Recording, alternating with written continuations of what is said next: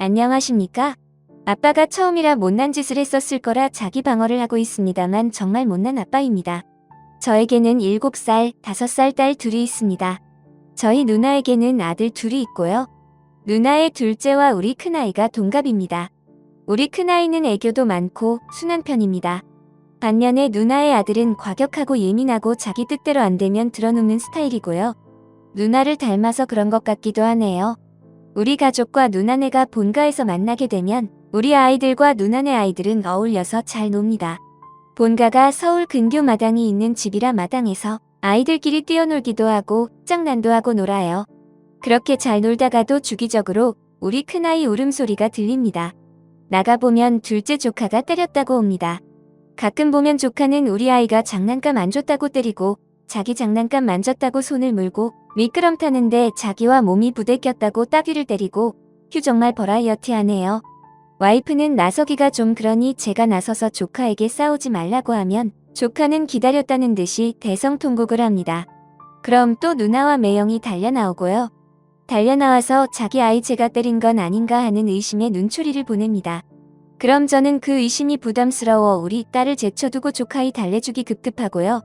그러면 우리 누나는 자기 아들 데리고 가서 마음을 읽어준다며 부드러운 목소리로 조카이와 대화를 합니다. 혼낼 일인데 오히려 누나는 조카를 위로해주고 있어요. 우리 큰아이뿐만 아니라 둘째도 그 조카이에게 맞거나 깨물려서 우는 일이 많이 발생합니다.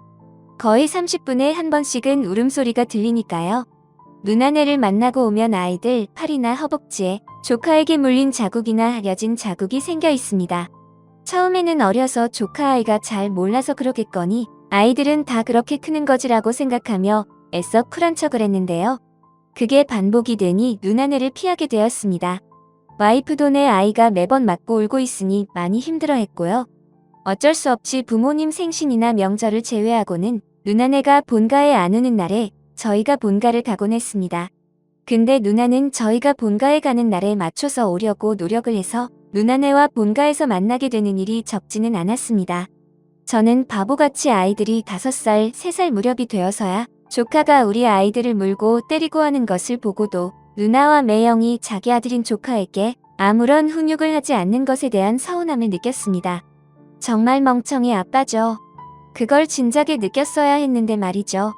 바보 같은 저는 정말 머저리같이 조심스럽게 누나와 매형에게 조카 아이가 우리 딸을 때리는 것에 대해 못하게 해달라고 얘기를 했습니다.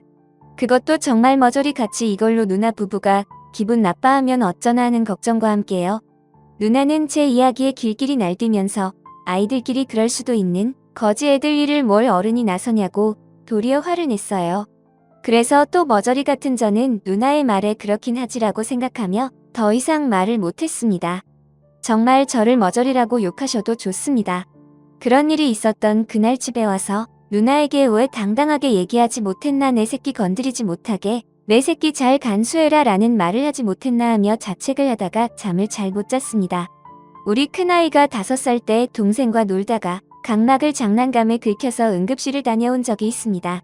각막에 상처가 살짝 생겼는데 꿰매거나 할 정도는 아니니 그냥 두면 저절로 아문다고 하는 의사 선생님의 말씀에 꼭 실명하는 줄 알았던 저희 부부는 안도의 한숨을 내쉬었습니다.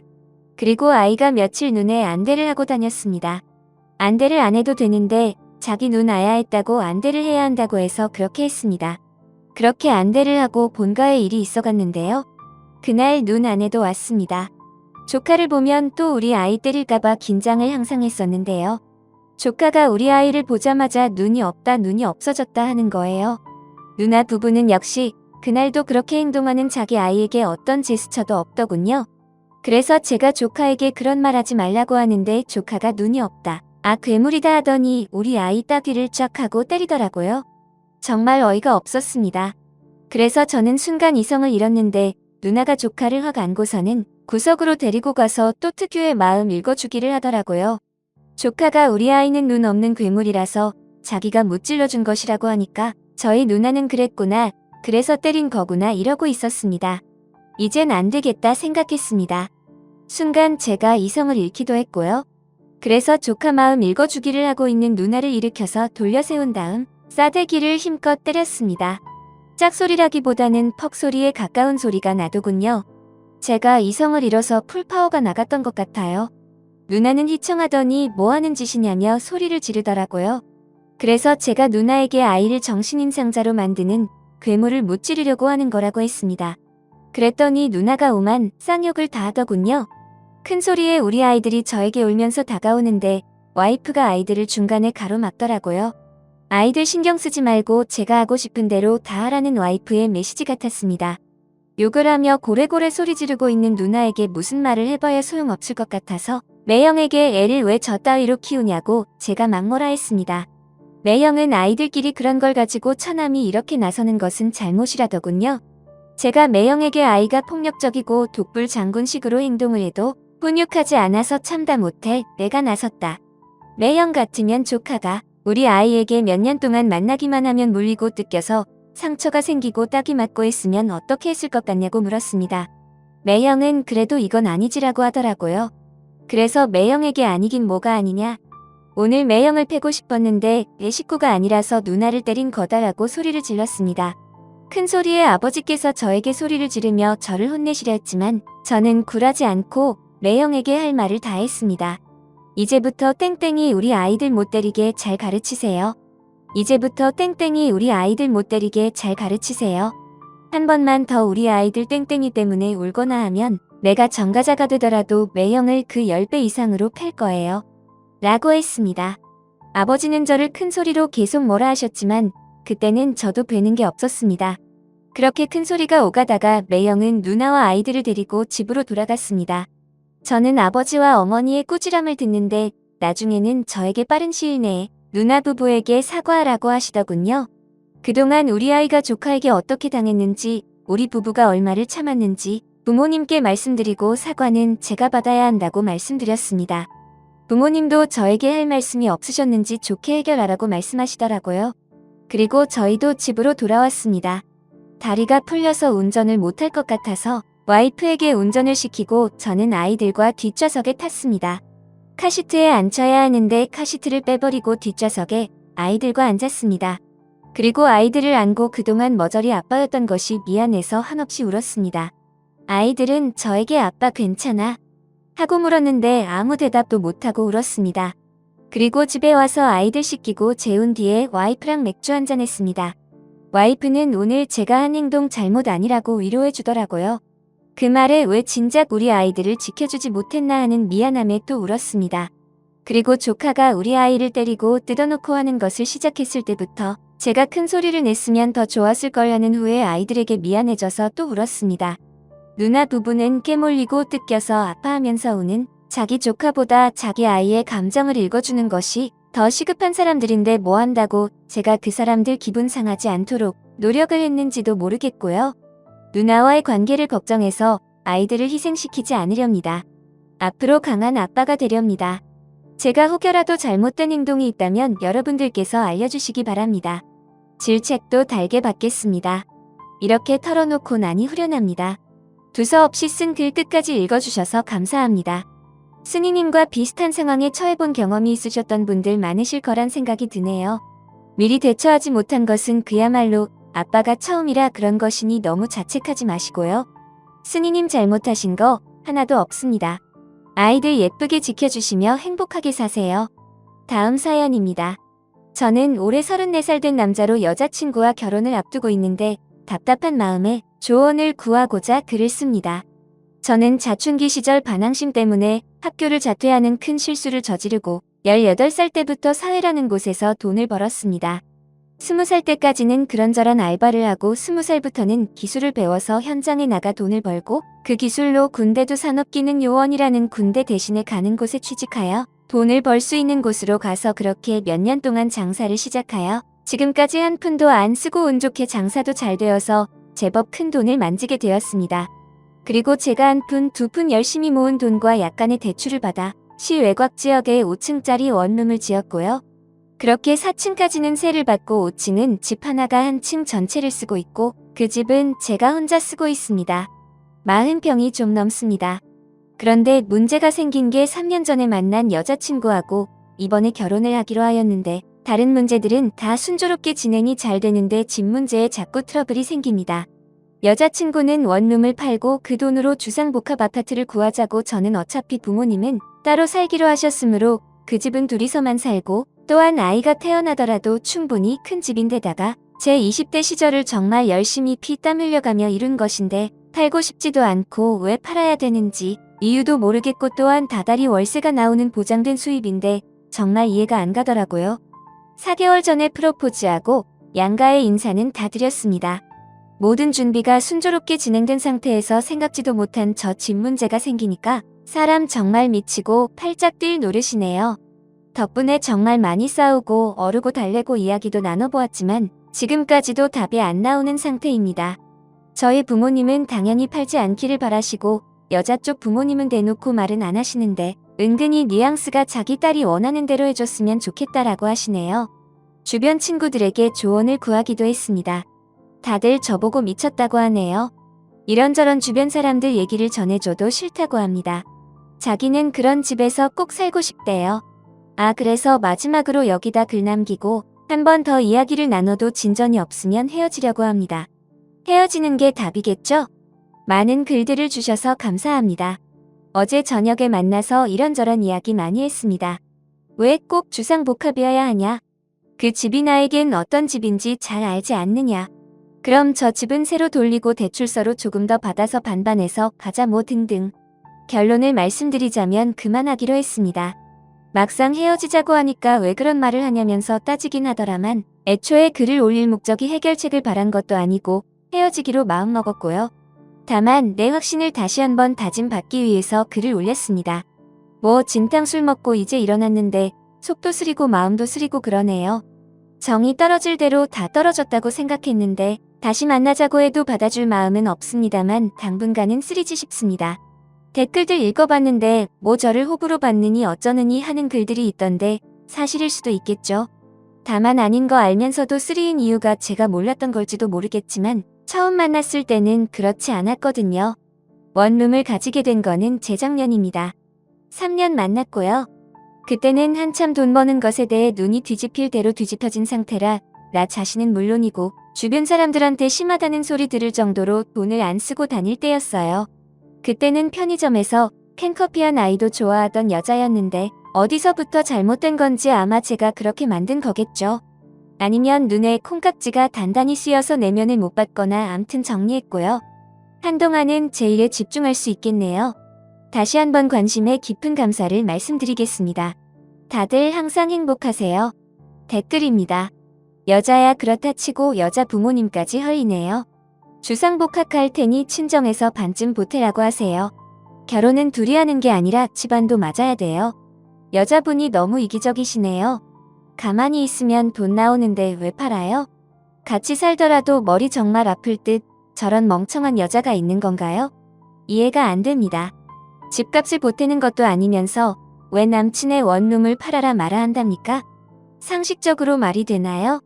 좀 더 개념 있는 여자분 다시 찾으시는 게 맞지 싶네요. 주상복합 포기해도 결혼은 안 해야 되는 거 알죠? 그 여자는 쓰니까 돈이 있어 좋아하는 겁니다. 사업이 힘들어지면 같이 고생할 여자가 아니라 뒤도 안 달아보고 떠날 여자입니다. 여자가 허세가 보통이 아니네. 즐기다가 버릴 년 같네요. 미안하지만 살림하면서 우리 아이를 잘 키워줄 엄마, 안주인 아내감으로는 정말 아니에요. 그 여자는 요즘 유명한 농담도 모르나 봐요. 조물주의에 건물주 있다는 농담이요.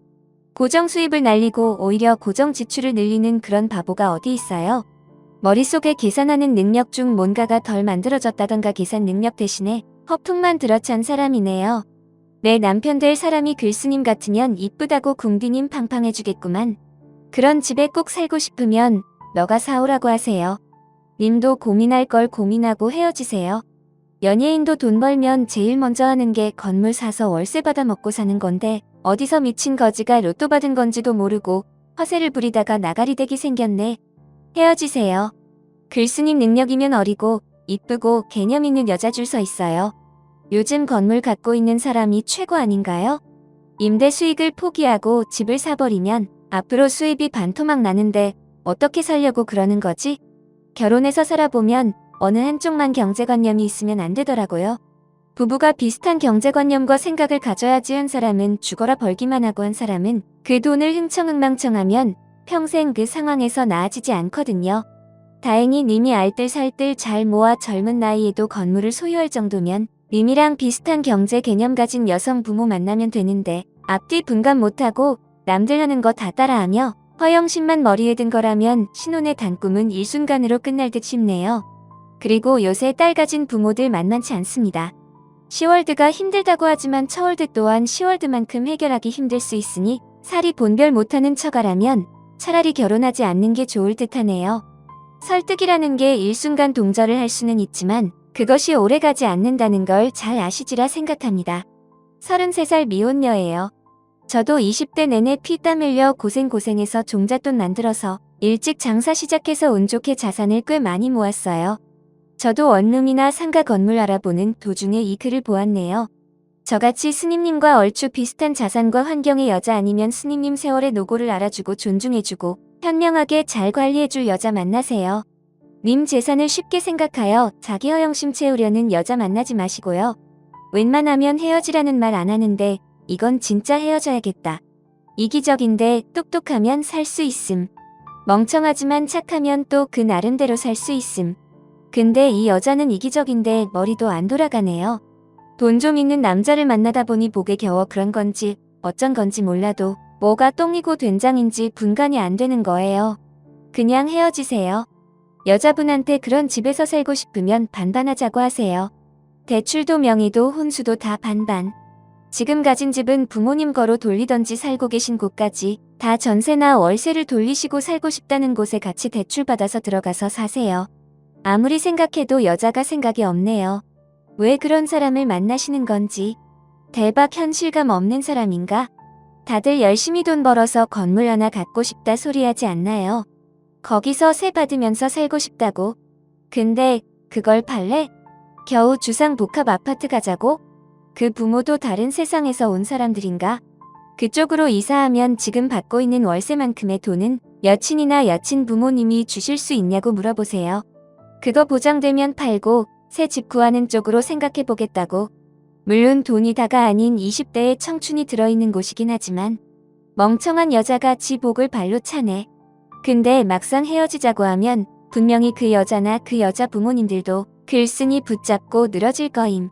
틀림없이 사과하고 본인들 생각이 짧았다고 빌면서 글쓴이 하자는 대로 할 것 같은데 얘기 보고 어쩐다 했는데 고생해서 읽은 자산 이런 건 안중에도 없고 허영만 가득한 것 같은데 주상복합대 건물주 하면 남들이 보기에도 건물주가 더 좋은 거 아님? 개노답. 여친 고쳤을 생각도 하지 마세요. 그냥 헤어지는 게 미래가 행복할 듯 다른 걸 다 떠나서 생각 있는 여자 같으면 내 남친이 피땀 흘려서 읽은 그 건물 내가 뭐라고 쉽게 팔아라 말아라 하지 않을 거임. 결혼은 진심 다시 생각해보세요.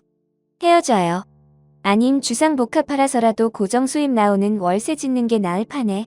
저게 무슨 개소리야? 개념도 경제관념도 없네. 빨리 헤어지세요. 여자가 멍청하네. 머리도 안 좋고 저런 거랑 결혼하면 돈 관리 100% 본인이 해야 함. 아니면 살림 거덜낼 여자임. 자신이 돈 좀 있는 남자들은 여자 똑똑한 거 부담스러워 하는데 아니면 여자도 어느 정도 머리가 돌아야 재산 지키지. 머리 잘 돌고 경호와 염치 있는 여자를 찾아 평생 배우자 찾는 게 그렇게 쉬운 줄 아나? 이제껏 부모님께 고생만 시켜드린 것 같아 죄송하다고 그 건물 다 부모님 명의로 할까 한다고 말해봐요. 그리고 그래서 말인데 주상복합 사는 건 나쁘지 않은 것 같다고. 근데 혼수랑 집 다 반반해야 할 것 같다고. 반응이 정말 궁금하네요. 나도 여자지만 저런 여자들 보면 참 이해가 안 된다. 나 같으면 남자가 건물 판다고 그래도 죽어라 하고 말릴 판이구만. 아파트는 무슨 더군다나 10평짜리 원룸에 신혼살림 차리자고 하는 것도 아니고 월세 받으면 어차피 다 자기 가족한테 좋은 건데. 난 15평 오피스텔에서 신혼 시작했는데 여자가 정말 철이 없네요. 나 같아도 이 결혼 안 함.